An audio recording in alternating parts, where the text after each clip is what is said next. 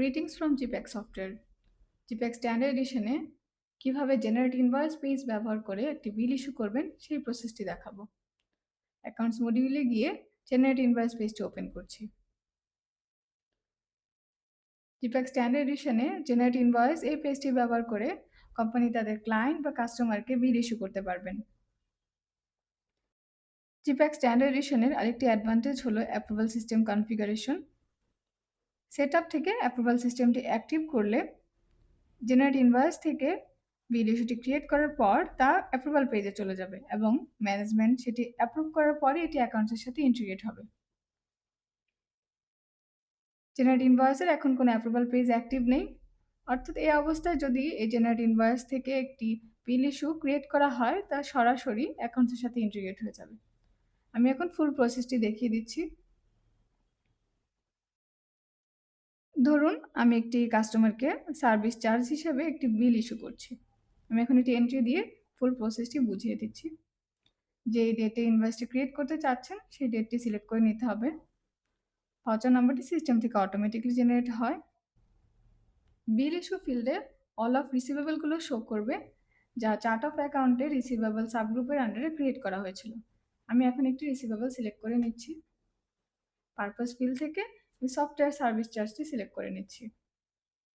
এটি chart of অ্যাকাউন্টে direct ইনকামের এগেনস্টে ক্রিয়েট করা হয়েছিল। অ্যামাউন্টটি লিখে নিচ্ছি। চাইলে আপনি যে কোনো কমেন্টসও অ্যাড করে নিতে পারেন। অ্যাড করে নিচ্ছি। আপনি চাইলে এখানে মাল্টিপল বিল ট্রানজ্যাকশনগুলো অ্যাড করতে পারবেন। সেভ করার পূর্বে যদি কোনো ডেটা আপনার ইনপুট ভুল হয়ে থাকে সেক্ষেত্রে এডিট বাটনে ক্লিক করে এডিট করার অপশনটি চলে আসবে, আপডেট করলে আপডেট হয়ে যাবে। আমি একটি কমেন্টস আপডেট করে নিচ্ছি।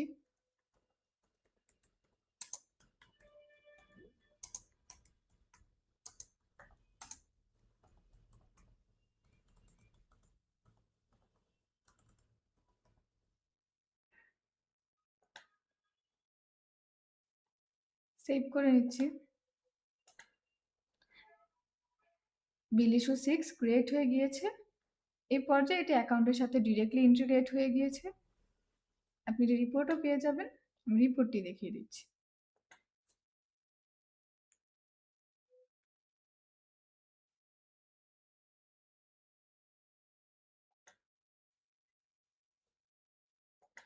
জিপ্যাক স্ট্যান্ডার্ড এডিশনে আরও কিছু অ্যাডভান্টেজ রয়েছে।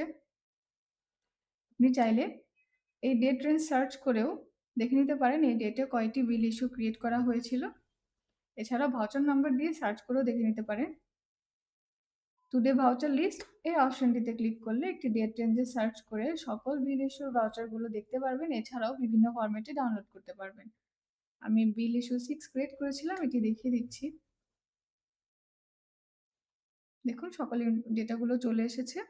চাইলে আপনি পিডিএফ ফরম্যাটে ডাউনলোড করতে পারবেন।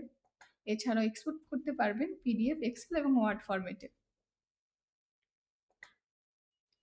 সেভ করার পর যদি কোনো ডেটা ইনপুটে ভুল হয়ে থাকে সেক্ষেত্রে এটি আপনি এডিট বা ডিলিট করতে পারবেন। ডানে এডিট বাটন রয়েছে, এটিতে ক্লিক করলে একটি এডিটর পেজে চলে যাবে।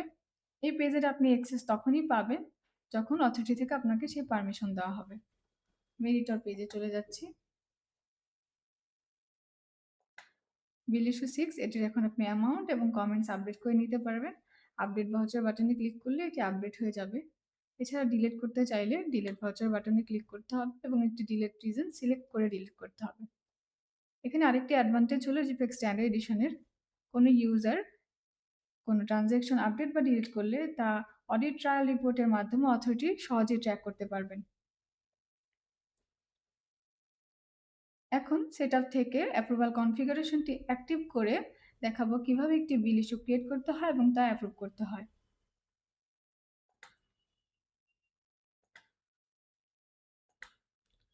জেনারেট ইনভয়েস অ্যাপ্রুভাল পেজটি চলে এসেছে। আমি একই প্রসেসে জেনারেট ইনভয়েস পেজ থেকে এখন একটি বিল ইস্যু ক্রিয়েট করছি।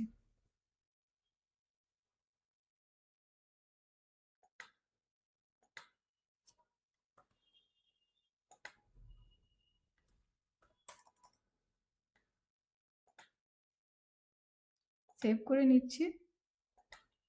বিল ইস্যু 7 ক্রিয়েট হয়েছে এবং এটি অ্যাপ্রুভাল পেজে পেন্ডিং অবস্থায় রয়েছে। এই পর্যায়ে এসে এই বিল ইস্যু 7 এখনো অ্যাকাউন্টের সাথে ইন্টিগ্রেট হয়নি। অ্যাপ্রুভাল পেজ থেকে অ্যাপ্রুভ করার পরে এটি অ্যাকাউন্টের সাথে ইন্টিগ্রেট হবে। এ পর্যায়ে এখনো রিপোর্টটিও জেনারেট হয়নি। আমি একটু দেখিয়ে দেই।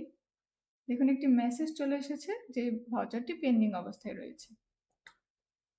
আমি অ্যাপ্রুভাল পেজে চলে যাচ্ছি। বিল ইস্যু 7 এখানে চলে এসেছে। কোন ইউজার এটি ক্রিয়েট করেছে সেই ডেটাটি এখানে রয়েছে। অ্যাপ্রুভ বাটনে ক্লিক করছি। যে ডেটাগুলো ইনপুট করেছিলাম জেনারেট ইনভয়েস পেজে সেগুলো এখানে শো করছে। এখন এই বিলটি আমি অ্যাপ্রুভ করে নিচ্ছি। বিল ইস্যু 7 অ্যাপ্রুভ হয়ে গিয়েছে এবং অ্যাকাউন্টের সাথে ইন্টিগ্রেট হয়ে গিয়েছে। রিপোর্টটি দেখিয়ে দিচ্ছি।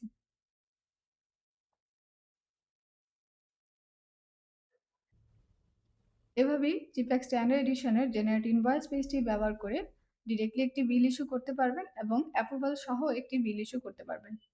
আশা করি ভিডিওটি আপনাদের জন্য হেল্পফুল হয়েছে। এই জেনারেট ইনভয়েস রিলেটেড এবং অ্যাপ্রুভাল রিলেটেড যদি কোনো কোশ্চেন থাকে স্ক্রিনে দেওয়া আমাদের সাপোর্ট নম্বরে যোগাযোগ করতে পারেন। ধন্যবাদ।